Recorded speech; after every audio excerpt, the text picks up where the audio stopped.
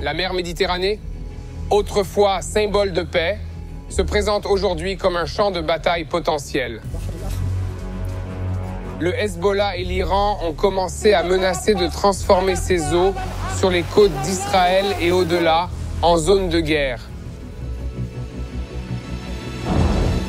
Je suis Yair Pinto et je vous présente My State, une émission sur l'actualité, ma foi en Dieu et mon voyage en Terre Sainte. Et derrière moi, c'est la mer Méditerranée, le seul front actuellement avec lequel Israël n'est pas en guerre. Mais cela pourrait changer. Depuis le 7 octobre, le Hezbollah, allié de longue date au Hamas et à l'Iran, déploie ses muscles le long de la frontière israélo-libanaise presque tous les jours. Mais les récentes déclarations de Hassan Nasrallah, le chef du Hezbollah, suggèrent qu'il prépare quelque chose de bien plus grand. Le Hezbollah et l'Iran menacent à présent d'imposer un blocus naval important à Israël en Méditerranée avec l'aide de la marine des gardiens de la révolution iranienne. Cette initiative pourrait perturber non seulement les activités maritimes d'Israël, mais aussi les voies de navigation internationales. Mais quelle est la réalité de cette menace et quelles sont les véritables capacités du Hezbollah?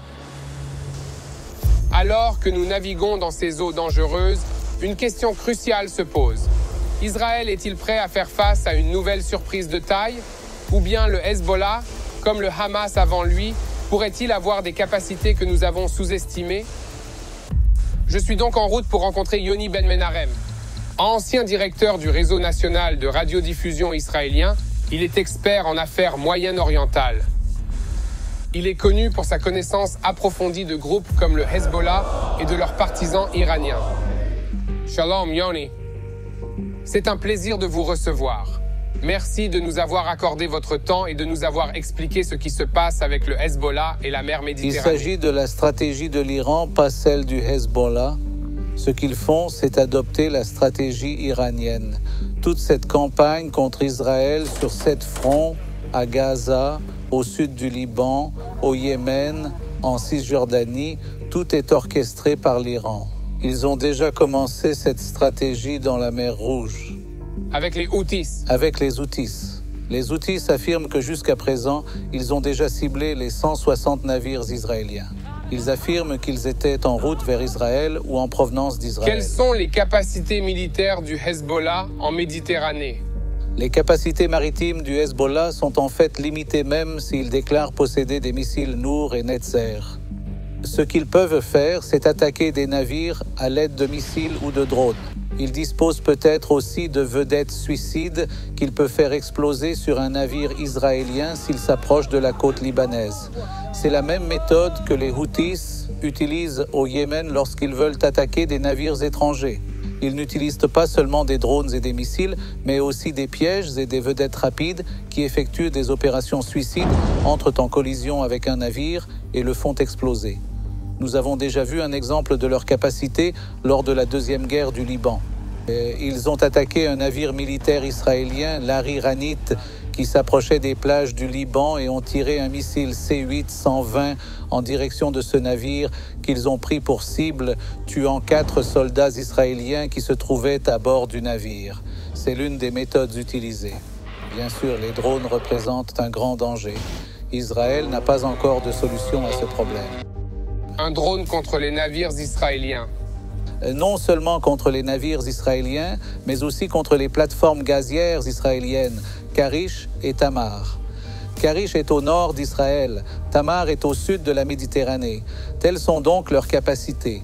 Le plus grand danger, c'est de mettre en place un blocus sur la Méditerranée, empêchant les navires d'arriver en Israël et de partir d'Israël. Pour cela, ils auraient alors besoin d'une vraie marine. C'est pourquoi l'Iran entre maintenant en jeu.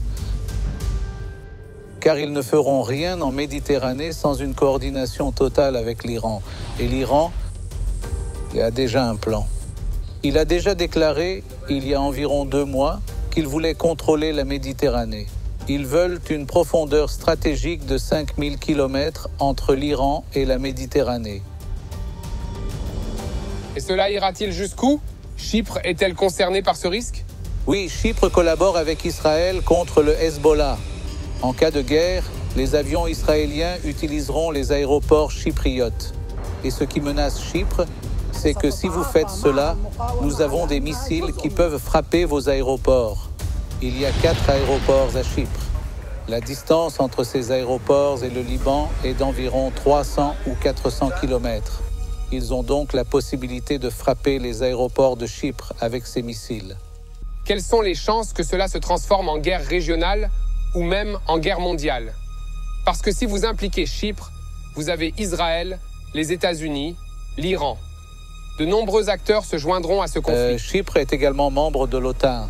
Il est donc évident que le Hezbollah n'entrera pas en guerre sans la participation de l'Iran. Or, l'Iran s'oppose à la guerre régionale. Ce que l'Iran préfère, c'est une vaste guerre d'usure contre Israël. Continuer à attaquer Israël sur différents fronts, mais sans escalade au niveau d'une guerre régionale, en raison de sa situation économique et parce qu'il veut signer un nouvel accord nucléaire avec les superpuissances. Les sanctions seront levées. Exactement. Ils veulent une guerre régionale seulement quand ils ont une capacité nucléaire? Oui, bien sûr. Avec une capacité nucléaire, ils auront un parapluie. Oui. Alors personne ne leur cherchera des ennuis. Ils peuvent donc mener une guerre conventionnelle quand ils le souhaitent. Qui est actuellement présent en Méditerranée? La flotte américaine, la flotte russe qui se trouve en Syrie, dans le port de Tartus, et les navires britanniques. Là encore, les Américains craignaient une nouvelle escalade dans une guerre régionale. Ils ont donc envoyé un autre porte-avions, l'Eisenhower, dans la région. Ils montrent ainsi leur présence dans la région, au cas où quelque chose se produirait. Israël ne peut pas gagner dans une guerre navale parce que nous n'avons pas assez de puissance en mer. Bien sûr, nous avons des sous-marins qui, selon des sources étrangères, transportent des missiles nucléaires, mais personne ne parle de les utiliser.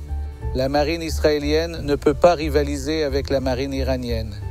Ils ont une marine énorme et ils peuvent mettre en place un blocus en Méditerranée et le mettre en œuvre. Dans ce cas, nous avons besoin de l'aide des États-Unis et les États-Unis peuvent faire face à la marine iranienne. Comme nous l'avons appris aujourd'hui, la situation en Méditerranée orientale est plus compliquée que jamais auparavant. La menace du Hezbollah de transformer ses eaux en champs de bataille est un grand pas en avant dans une situation déjà tendue, et Israël ne sera pas pris au dépourvu une nouvelle fois. Mais il ne s'agit pas seulement d'Israël et du Liban. Le monde entier est inquiet. Si un grand combat a lieu en mer Méditerranée, cela pourrait causer des problèmes aux navires du monde entier. Les États-Unis et d'autres pays observent la situation de très près. Des millions de personnes dans le monde entier soutiennent Israël et veulent savoir comment et pourquoi prier dans cette situation. Ils doivent prier pour une victoire israélienne, ce qui est clair, et pour une dissuasion israélienne qui dissuadera ses ennemis d'attaquer à nouveau Israël. Et cela ne sera possible que si Israël remporte une victoire claire sur le Hamas. Tout d'abord, sur le Hamas, parce que c'est le Hamas qui a attaqué Israël le 7 octobre. Ils ont commis cet horrible massacre et ils doivent être punis et dissuadés. C'est une occasion en or pour Israël de détruire les capacités militaires du Hamas, les détruire complètement pour qu'il n'y ait plus de danger à l'avenir pour Israël. C'est quelque chose de très important et pour cela, nous avons besoin du soutien de toute la communauté internationale. En conclusion, il est important de se rappeler que celui qui veille sur Israël ne dort jamais, ni ne sommeille. En tant que pays, nous devons nous efforcer de suivre ses traces. Nous devons nous rappeler de rester vigilants et toujours nous préparer en lui faisant confiance. Joignez-vous dans la prière. Je vous demande de prier pour la situation en Israël, pour les soldats de Tsahal et pour tous ceux qui sont affectés par ce conflit. Joignez-vous à nous dans la prière pour la paix à Jérusalem.